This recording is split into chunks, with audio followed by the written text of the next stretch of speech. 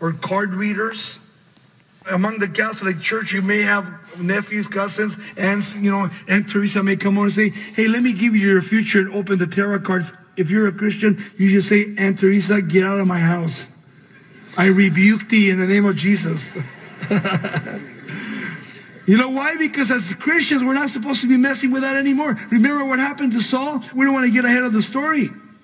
But in the last chapter 28 of 2 Samuel, once God departed from Saul and he was on his own and God no longer was there, he thought, you know what? God's no longer with me, but I know who's with me. I'll go to the witch of Endor. She'll give me counsel.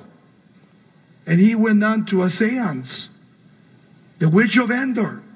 And he said, hey, can you bring up Samuel? Samuel had died. He says, can you bring him up so that he can talk to me? And she started doing her thing, but this time it wasn't her thing. The Lord allowed for the first time and only time in the Bible for someone to come back from hell, from the dead, and speak judgment. And that was Samuel. He came back and he told Saul, Saul, tomorrow you're going to be dead.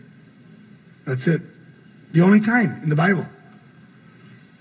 And when she found out it was King Saul, she flipped out. Why? Because he had said, if anybody goes to a witch, they have to be what? Put to death. He broke his own rule. God no longer was with Saul.